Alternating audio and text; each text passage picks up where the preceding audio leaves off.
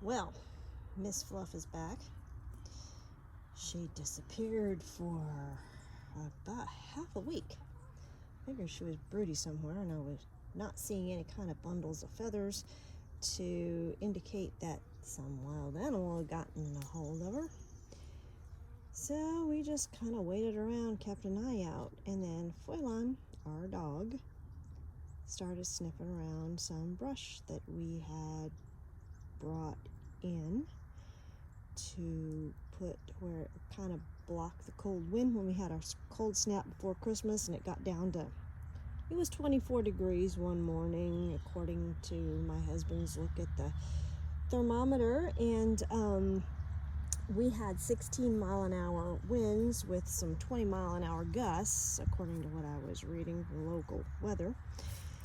Anyway, so that brush helped to break some of the wind around the chicken house, because the trees, sycamores, have lost all their leaves.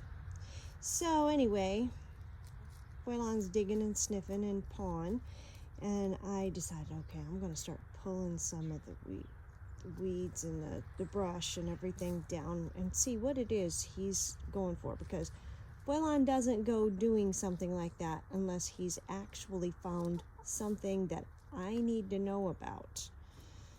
So I pulled stuff aside, and he bonked his nose down in the brush, and Fluff come shooting out of there, headed straight for the chicken house. I looked her over as best I can. She's a flighty chicken. Some might even call her spastic, because she's one of those, oh my God, the sky is falling, sort of drama queen chicken. Maybe I should call her a prima donna, because drama queen, they're immature. Prima donnas, them bitches work hard to get to the top of the food chain in the ballet business and get that place on center stage ahead of the production. So anyway, I guess Fluff probably is a drama queen, because she is pretty immature in a lot of ways. Right now, all the hens are going through their molting. So that was another concern. Well, she headed straight for the chicken house, or the chicken run, and she went in there and she started drinking water and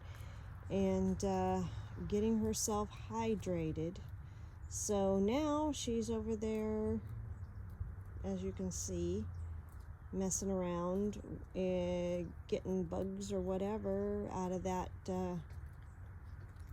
And I've heard it called mealy grass. I've heard it's called Florida snow. I've heard it called a couple different things. All I know is I don't want it growing in that bed, but right now I don't have time to get at it.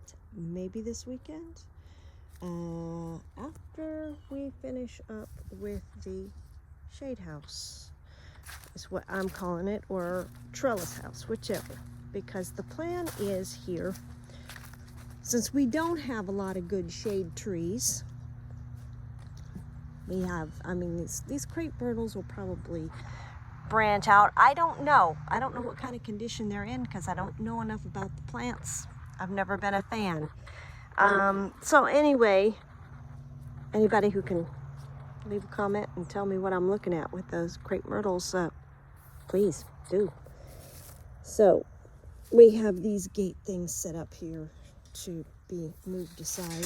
Whoops, and that wasn't put back together very well when we were finished with the job the other day. So I'm gonna fix that. After I get this video done, I will. Yeah, this is wobbly. I am so sorry. But I don't edit my videos. Don't have the patience.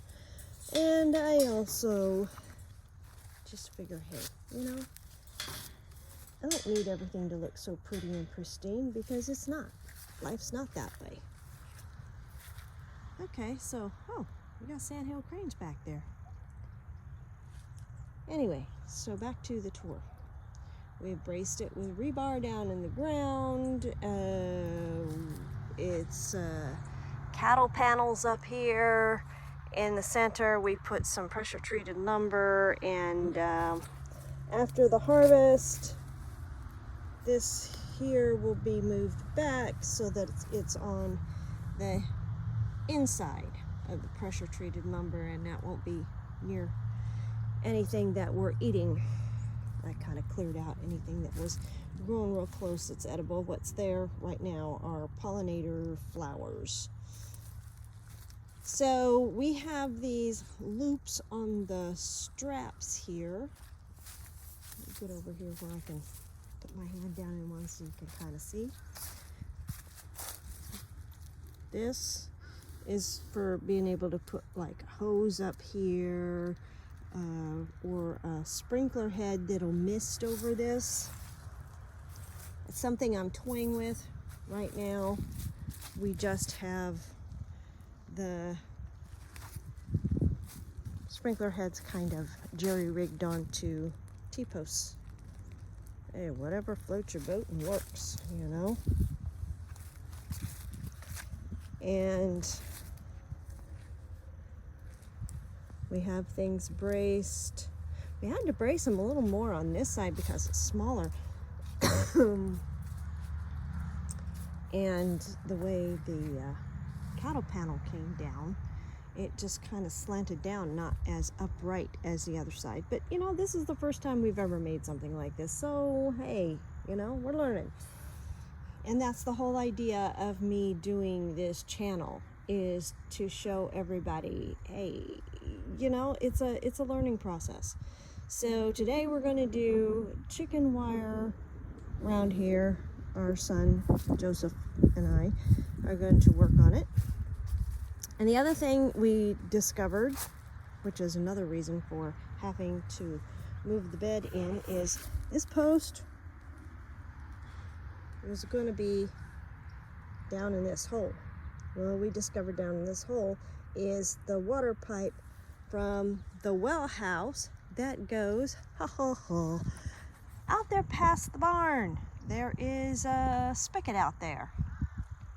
So now we kind of know the trajectory of how that works. It doesn't make a lot of sense for it to be way over here. But then again, you know, I don't know. Maybe wanted to avoid it getting driven over very much. I don't know, because we put the gate in here. So anyway, back to the shade house, and stop my rambling.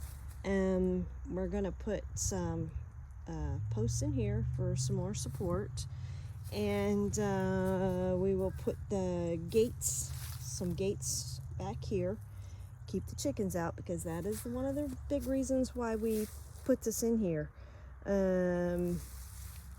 First off, we don't have a lot of shade. Secondly, our chickens slurp down seedlings like they're sucking down, like a little kid eats spaghetti, you know. They have a great time giggling over how they suck it down, like, you know, it just disappears. And that's the way the chickens eat seedlings. Yeah. So anyway, I think that does it for this video. A little bit more of the girls here. They're scavenging around. I'm going to bring some more protein out to them. They like fish. So I've given them a little bit of hamburger and some vegetables this morning. They need more protein when they're going through molting, and since this is winter months, if they don't have enough feathers, it's hard for them to stay warm, so they are going to burn up the fat on their body to keep themselves going. So giving them a little extra, that is a good thing, so that they can regulate their temperature, have the fuel for what they need. And we also are closing up the chicken house more while they're going through molting. That way they're not going to get a chill. And yeah, 1, 2, 3, 4 here. So that means Scamp is probably sitting on the nest laying an egg. That's fine. Like eggs. So I hope you enjoyed today's video. And I am going to go put my potting soil mix together and start some little seedlings growing on the windowsills in the house, face south. That way we can be ready to pop them in the ground as soon as we're not having any more of the cool temps. And there are the sandhill cranes. They're out there eating and eating and eating. Yes.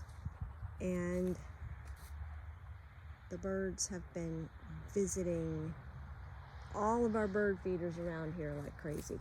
So you know, they're needing fuel because the temperature is going to drop off only to, I think it's about 40 or 45, but that's enough that I'm going to have to cover up some things.